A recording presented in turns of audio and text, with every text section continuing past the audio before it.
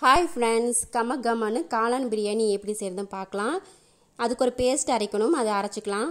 ஒரு மிக்ஸி ஜாரில் கொஞ்சமாக புதினா, கொஞ்சமாக சின்ன வெங்காயம், கொஞ்சமாக தக்காளி, காரத்துக்கு தேவையான 3 பச்சை மிளகாய் சேர்த்துட்டு இது நல்லா ஃபைன் பேஸ்ட்டாக அரைச்சி எடுத்துக்கலாம். இப்படி அரைச்சி போடுறதுனால நம்ம வாய்க்கு தக்காளி மிளகாய் எதுவுமே வராமல் இருக்கும். அண்ட் ஃப்ளேவரும் நல்லாயிருக்கும்.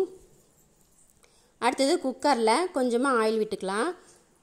அதுக்கப்புறமா பிரியாணி மசாலாலாம் சேர்த்திக்கலாம். அதுக்கு 2 பிரியாணி இலை, அரை ஸ்பூன் சோம்பு, 1 ஸ்டார் பூ, கொஞ்சமாக ஜாதிபத்திரி, 3 ஏலக்காய், 3 பட்டை, 3 கிராம்பு, இதெல்லாம் நம்ம ஆயிலில் சேர்த்துக்கலாம். அடுத்தது 3 பெரிய வெங்காயத்தை ஸ்லைஸ்டாக கட் பண்ணி வச்சுருக்கேன், அதை ஆட் பண்ணிக்கலாம். வெங்காயத்தை வதக்கி விட்டுக்குவோம்.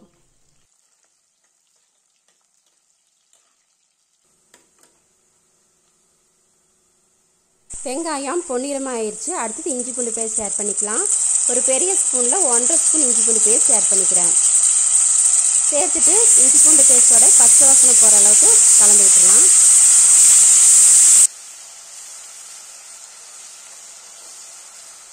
அடுத்தது நம்ம அரைச்சி வச்சுருக்கக்கூடிய மசாலா பேஸ்ட்டை ஆட் பண்ணிக்குவோம்.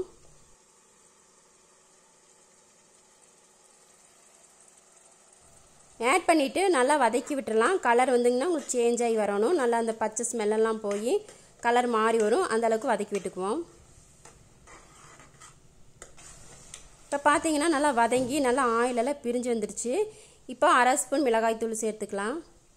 கூடவே ஒரு அரை ஸ்பூன் பிரியாணி மசாலா சேர்த்துட்டு ஒரு கலந்து விட்டுடலாம். இப்போ பார்த்தீங்கன்னா நல்லா வதங்கி நல்லா கலர்ஃபுல்லாக கலர் சேஞ்ச் ஆகி வந்துருச்சு. அடுத்தது 1 ஸ்பூன் தயிர் சேர்த்துப்போம்.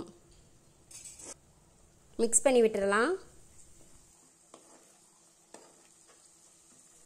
அடுத்தது ஊற வச்ச பச்சை பட்டாணி ஒரு 100 கிராம் ஆட் பண்ணிக்கலாம். அப்புறம் ஒரு பாக்கெட் காளான் கழுவி கட் பண்ணி சேர்த்துக்கிறேன்.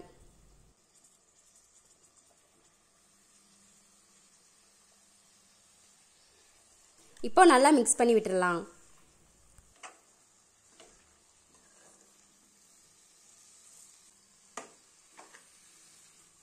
நல்லா மிக்ஸ் ஆயிடுச்சு. அடுத்தது பிரியாணிக்கு தேவையான உப்பு சேர்த்துப்போம்.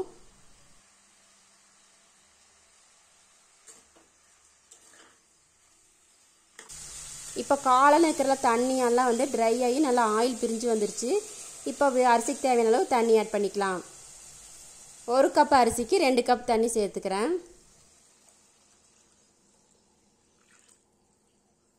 இப்போ தண்ணி ஒரு கொதி வரட்டும், அரிசி சேர்த்துக்கலாம். இப்போ தண்ணி கொதிச்சிருச்சா அரிசி ஆட் பண்ணிக்கிறேன்.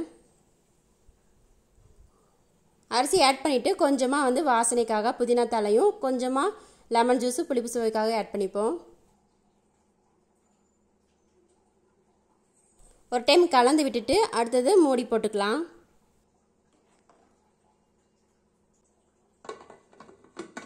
இந்த 2 விசில் விட்டு எடுத்துக்கிறேன்.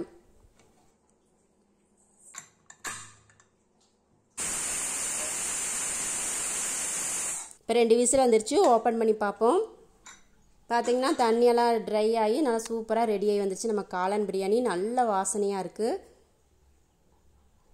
ஒரு வாட்டி நீங்கள் இதை வீட்டில் ட்ரை பண்ணி பாருங்கள். கிட்ஸுக்கு லஞ்சுக்காக இதை கூட செஞ்சு கொடுக்கலாம். நீங்கள் ரொம்ப டேஸ்ட்டாக இருக்கும்.